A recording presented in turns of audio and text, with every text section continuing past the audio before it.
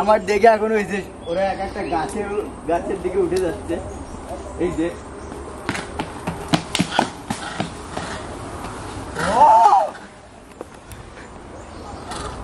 এটা মার্কি হিংস্র হয়ে গেছে, আমি তো খুবই ভয় পেয়েছি।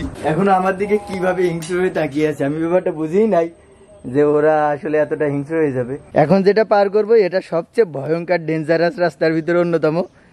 এটা দেখতেই পাচ্ছেন এগুলো কেমন জানি বাঁকা বাঁকা হয়ে গেছে, ইভেন এটা মেরামতো করে নাই দীর্ঘদিন। দেখেন কত অসাধারণ দৃশ্য এই পাখিগুলোর। আসসালামু আলাইকুম গাইস, প্রায় 1 বছর পরে আজ আমি ক্যাম্পাসের বাইরে যাচ্ছি বার্লিং এর উদ্দেশ্যে। তো আজ যে আমার গন্তব্য বার্লিংটা হলো আজ আমার কাছে সবচেয়ে এক্সাইটিং যেটা। এই গন্তব্য যাইতে হলে আমার প্রথমে গ্রাফ, দেন তারপরে ট্রেন, তারপরে আর সবচেয়ে এক্সাইটিং যেটা লাগছে মালয়েশিয়ার আর লোকাল বাসে যাত্রা, ইতিপূর্বে কখনো করি নাই।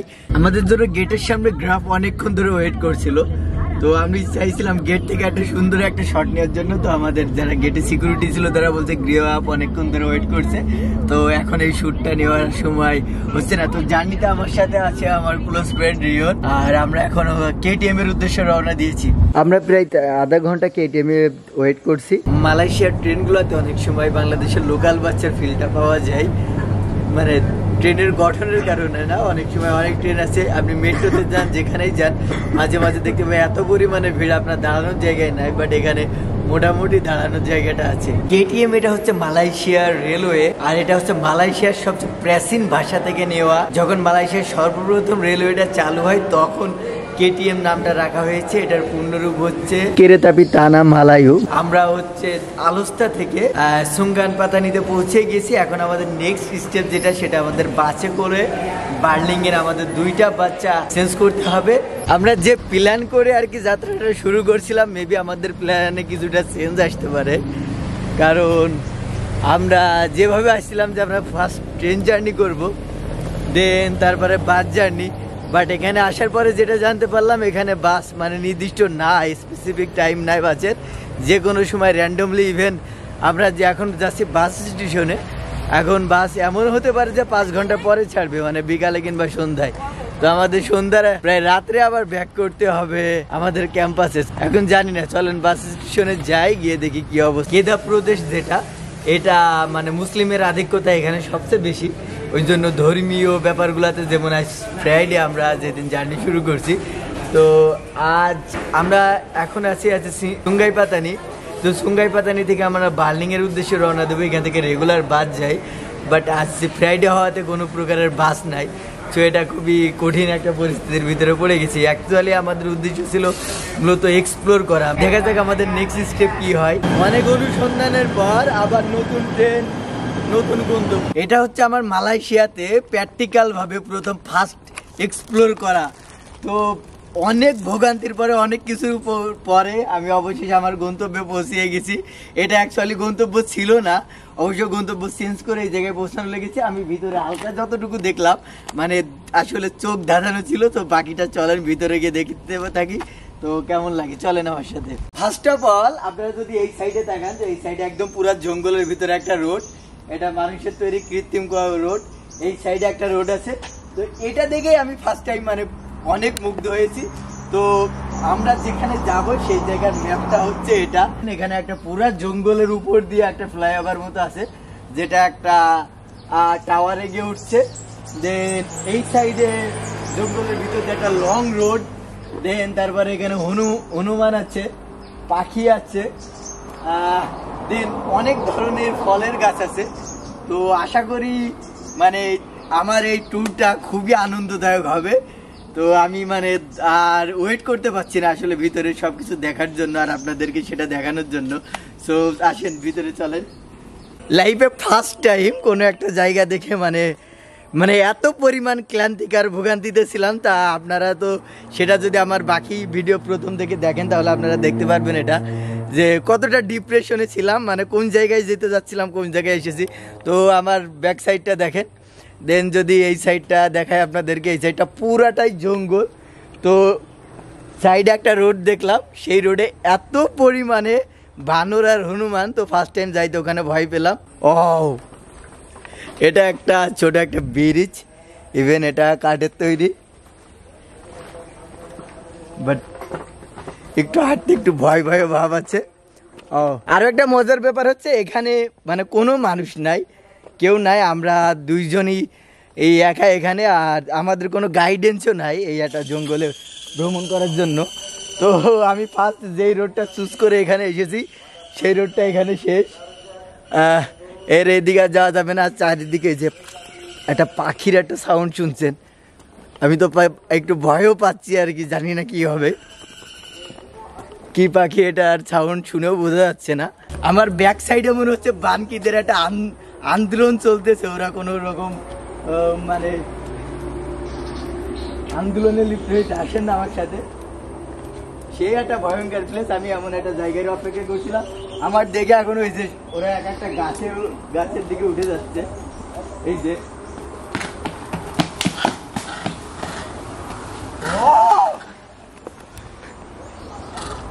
এটা মান কি হিংস্র হয়ে গেছে, আমি তো খুবই ভয় পেয়েছি। আমি ভাবছিলাম ওরা এটা খুবই মজার চলে নিবে, বাট না, এখনো আমার দিকে কিভাবে হিংস্র হয়ে তাকিয়ে আছে, আমি ব্যাপারটা বুঝিই নাই যে ওরা আসলে এতটা হিংস্র হয়ে যাবে। তো ভয়ে আমার বুক এখনো প্রচন্ড কাঁপছে। এদিকে আবার একটা, এদিকে আসে, তো এদিকে আবার একটা হচ্ছে গুই সাপ অনেক বড়, এই যে আমার কথা শুনে এইমাত্র গাছে উঠছে। তো চারিদিক থেকে মানে এটা ভয়ের একটা জায়গা আর কি। আর আমার ভয়ে তো এখনো সেই বানরের সেই কার্যক্রম দেখে তো আমার তো এখনো ভয়ে বুকটা কাঁপছে আর কি। আমরা সেই রোডটা চেঞ্জ করেছি করে ও আরেকটা রোডে এসেছি, বাট ওখানে আমি যতক্ষণ পর্যন্ত মানে আমি ওই রোড দিয়ে আসছিলাম ততক্ষণ মানকিটা আমার দিকে তাকিয়েছিল, ইভেন সাউন্ড করছিল আর কি যে আমার দিকে আক্রমণ করবে। সো মানে কোনোভাবে আল্লাহর রহমত আক্রমণ করে নাই। এদিকে আমার বাম সাইডে দেখতে পাচ্ছেন, এটা মেবি একটা লেক কিংবা কৃত্রিম কোনোভাবে নদী হতে পারে, বাট যতটুকু দেখে মনে হচ্ছে এর ভিতরে প্রচন্ড মাছ আছে, কারণ মাছ সব লাফালাফি করছে আর কি। আর আসলে জায়গাটা মানে কোনো একটা প্রাকৃতিক জঙ্গল ছিল, পরবর্তীতে এখানে কৃত্রিমভাবে কিছু রোড এটা সেটা তৈরি করা হয়েছে। এই যে এই সাইডে কিছু গাছ হচ্ছে, মানে নানা প্রকারের গাছের, বিশেষ করে রোড সাইডের যে গাছগুলা এগুলো দারুণ আর কি। সবগুলো মানে কৃত্রিমভাবে মানুষের পছন্দনীয় ভাবে এগুলো সব তৈরি করা হয়েছে। টোটাল পরিবেশটা একটা হরর মুভির মতো একটা সিনেমাটিক একটা এরিয়া। সো এইদিকে দেখতে পাচ্ছেন সিঁড়ি, এই সিঁড়িটা দেখে তো মনে হচ্ছে হরর। আবার এদিকে আবার একটা গুই সাপ, ওই যে জঙ্গলের ওদিকে, মানে খুবই ভয়ঙ্কর একটা এরিয়া জায়গা। এখনো সাপের দেখা মেলেনি, বাট দ্রুতই সাপের দেখা মিলবে। তো আমরা যাব ওই টাওয়ার বিল্ডিংটাতে। আমরা এই টোটাল জায়গাটার একটা দারুণ একটা ভিউ নেওয়ার একটা ইচ্ছে আর কি, সেটা ওই জায়গাতে গেলে আশা করা যায় পাবো। তো আসেন, এমনিতেই মানে গহীন জঙ্গল, তারপরে একটা ভুতুড়ে পরিবেশ, তার মাঝে আবার গহীন জঙ্গলের মাঝে আবার ওয়াশরুম। তো এখন ওয়াশরুমের ভিতরে যাবো। ওয়াশরুমে তো দেখে মনে হচ্ছে না তেমন একটা আলো আছে ভিতরে, অনেকটা ভুতুড়ে ভুতুড়ে পরিবেশ মনে হচ্ছে। আসেন ভিতরের দিকে যায়, তো মনে হচ্ছে ট্যাপ গুলো প্রায় সবই ভাঙা, এত ময়লা পানি বেরোচ্ছে ফার্স্টটাই। আগে দেখি পানিটা পরিষ্কার কিনা। পানিটা পরিষ্কার, এটা মুখ ধোয়া যায়। এটা সেই জঙ্গলের ভিতরে যে ঝুলন্ত সেই সিঁড়ি যেটা সেটা, বাট আমার এমনিতে লিটারালি সত্যি অনেক ভয় লাগছে যে ওই সিঁড়িতে উঠে মুভ করা, আবার অনেকটা এক্সাইটমেন্ট কাজও করছে যে ওই সিঁড়িতে উঠতেই হবে। বাট হালকা একটা সিঁড়ি ছিল অপোজিট সাইডে, সেই জায়গায় কিছু ফটোগ্রাফি করেছি, কিছু ভিডিও নিয়েছি, বাট ওখানে হাঁটতে আমার খুবই কষ্ট লাগছিল আর কি, মানে ভয় পাচ্ছিলাম অনেক। তো চলেন এইটা গিয়ে দেখি কি অবস্থা। অবশেষে আমরা সে জঙ্গলের টাওয়ার বিল্ডিং এ উঠে গিয়েছি। এখান থেকে ভিউটা দেখেন কি অসাধারণ একটা ভিউ। আর একই সাথে মানে ভয় এবং এক্সাইটমেন্ট কেমনে কাজ করে আমি এই ট্যুরটাতে সেটা ফিল করতে পারছি।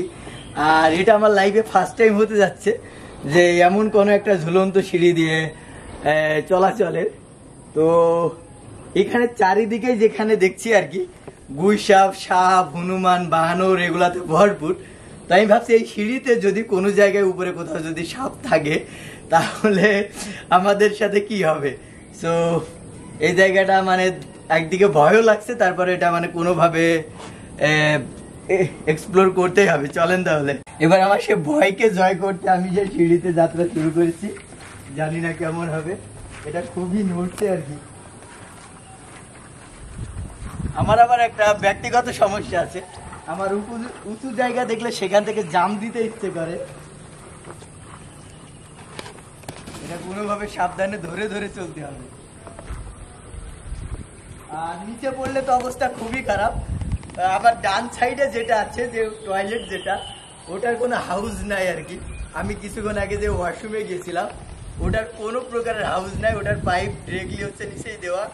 আর নিচে যে পানি আর জঙ্গলের যে পরিবেশটা দেখতে পাচ্ছি, এই জঙ্গল আর পানির যে পরিবেশটা দেখে এমন ফিল হচ্ছে যে এখানে হচ্ছে কুমির, গুইসাপ এরা যারা আছে এরা প্রতিনিয়ত এখানে মারামারি করে পানিটা একদম ঘোলা করে রেখেছে।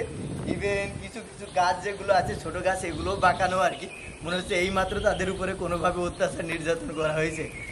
আসলে ব্যাপারটা মানে কতটা এক্সাইটমেন্টের সেটা আপনাদের বুঝতে পারবো না, আর কতটা মানে অ্যাডভেঞ্চারাস লাইফ। এটা কি গাছ আমি এই গাছগুলোর নাম জানি না, বাট এর পাতাটা দেখেন, মানে দারুণ দারুণ সব গাছ গাছালি, তারপরে ভয়ঙ্কর। আর নিচ সাইডে রিয়ন ক্যামেরা নিচ সাইড কর, তো নিচ সাইডে যে ভয়ঙ্কর জঙ্গল, সব কিছু মিলিয়ে এই সিঁড়িটা পার করে ফেলেছি। তো আসলে এটা কি বলবো, মানে আমার লাইফে মানে এখনো পর্যন্ত আমি যতগুলো জায়গা ভিজিট করেছি, সব জায়গাগুলোর ভিতরে আমার সবচেয়ে মানে পছন্দের ভয়ঙ্কর এক্সপেরিমেন্টের জায়গা এটা হয়েছে। ইভেন এই সিঁড়িটা মানে অতটাও কমপ্লিটলি মানে প্রিপেয়ার্ড না চলাফেরার জন্য, রীতিমতো মেরামত করছে। এখনো অনেকগুলো সিঁড়ি মেরামত করতে বাকি। এইদিকে এরা এই যে প্রত্যেকটা পার্টের নাম্বার দিয়ে রেখেছি আর কি, যেগুলো মানে দ্রুত মেরামত করা প্রয়োজন, এগুলো সবগুলো নাম্বার দিয়ে রেখেছি আর কি। আর এদিকে ভয়ও পাচ্ছিলাম যে আমার ব্যাগে যে আমার ইকুইপমেন্টগুলো আছে ভিডিওর এটার জন্য খুবই ভয় পাচ্ছিলাম। তো অবশেষে এইটা পার করা শেষ। এখন আমরা অন্য সাইডগুলো ভিজিট করবো আর কি, দেখবো যে অন্য সাইডে কি কি আছে। এখন যেটা পার করবো এটা সবচেয়ে ভয়ঙ্কর ডেঞ্জারাস রাস্তার ভিতরে অন্যতম। এটা দেখতেই পাচ্ছেন, এগুলো কেমন জানি বাঁকা বাঁকা হয়ে গেছে। ইভেন এটা মেরামতও করে নাই দীর্ঘদিন, তো খুবই সাবধানে হাঁটতে হচ্ছে। বাট এতটুকু পার হতে পারলে ওই যে আমাদের ডেস্টিনেশন, দেন ফ্রি। অবশেষে পৌঁছে গেলাম আর একটা টাওয়ার বিল্ডিংয়ে। এই গাছগুলো দেখতে পাচ্ছেন কত উঁচু উঁচু। দেন আরও নানা প্রকারের গাছ আছে, ওই যে দূরে ওই সাইডে অনেকটা সুপারি গাছের মতো দেখতে, পাম গাছের মতো, জানি না কতটা উঁচু এক একটা গাছ। তো লাইফের অন্যতম একটা সেরা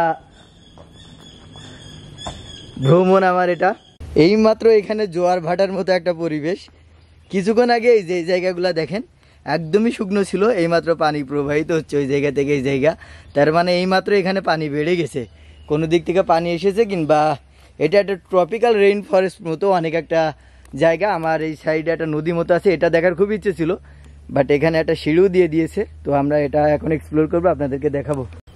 ওদিক থেকে আমরা সেই লেকে চলে আসলাম, আর এখানে আসার পরে খুবই সুন্দর একটা দৃশ্য দেখতে পেলাম, যেটা কাছ থেকে আসতে আসতে সবাই এই গাছে উড়ে গিয়ে বসেছে। দেখেন কত অসাধারণ দৃশ্য এই পাখিগুলোর। সো আমি কিছু ফুটেজ নিয়েছি, মনে হচ্ছে ফুটেজ নিতে পারবো। অবশ্য আমার কাছে জুম লেন্স আছে, প্রায় 300 মিলিমিটার পর্যন্ত জুম করা যায় এটা, সেটা দিয়ে এগুলো দেখাচ্ছি। কিছুক্ষণ আগে যেই পানিটা দেখে গেলাম অল্প একটু ছিল, এই এখন ফিরে নাই আসতে আসতে সেই জায়গাটা এখন পানিতে ভরে গেছে। এখন এখানে হাঁটাই তো কঠিন, জুতা ভিজে যাবে। আমাদের অ্যাডভেঞ্চারাস জার্নি একেবারে শেষের দিকে। তো আমাদের ডেস্টিনেশন ছিল বালিং, আমরা সেখানে যেতে পারি নাই। তারপরে অনেক ভোগান্তির পরে এই জায়গায় পৌঁছিয়েছি। তো এই জায়গাটা দেখে এতটা মুগ্ধ হয়েছি, ইভেন আমি অবশ্য মানে এটার মানে অথেন্টিক সব তথ্য এখানে জানি না, বাট যতটুকু মানে আমরা এর ভিতরে ঘুরে দেখেছি, তো এমন একটা জায়গা ছিল যে জায়গায় মানে কিছুক্ষণ পর পরে পানি বাড়ছিল আর কমছিল আর কি। তো আমরা যাওয়ার সময় দেখেছি ওই জায়গায় কোনো পানি নাই, বাট ফেরার পথে দেখি ওই জায়গা থেকে আমাদের লাফ দিয়ে ভিজে আমাদের পার হতে হয়েছে।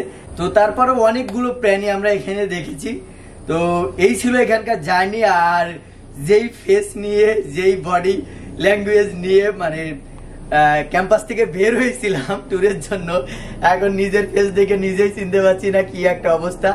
আর জানি না মানে এত লবণ পানি শরীরে কোথায় থাকে, এত পরিমাণে ঘামছি, তারপরেও মানে ঘাম পড়তে আছে। সো এখন অনেকটা টায়ার্ড। সো এই ছিল আজকের ভিডিও। যারা এতক্ষণ দেখেছেন তাদের অনেকটা ধন্যবাদ।